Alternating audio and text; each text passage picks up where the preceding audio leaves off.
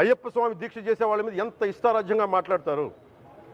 ఇదే మీరు ఎవరన్నా సరే ఇస్లాం మీద మీరు గొంతెత్తగలరా? ఎందుకంటే రోడ్ల మీదకి వచ్చి కొడతారని మీకు భయం, అందుకు మీరు మాట్లాడరు. హిందువులు అంటే మెత్తని మనుషులు కదా, తోటి హిందువు కదా, మీరు ఏదైనా మాట్లాడచ్చు. మీకు నమ్మకాలు లేకపోతే మీరు ఇంట్లో కూర్చోండమ్మా. మీకు నమ్మకాలు లేకపోతే ఇంట్లోంచి బయటికి రాకండి, మమ్మల్ని ఏం అనకండి.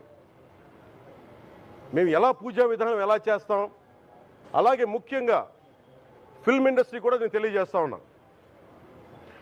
దీని మీద మీరు మాట్లాడితే మద్దతుగా మాట్లాడండి, లేదంటే మౌనంగా కూర్చోండి. అంతేగాని మీ మాధ్యమాల ద్వారా అపహాస్యం చేస్తే మటుకు ప్రజలు మిమ్మల్ని ఎవరు క్షమించరు.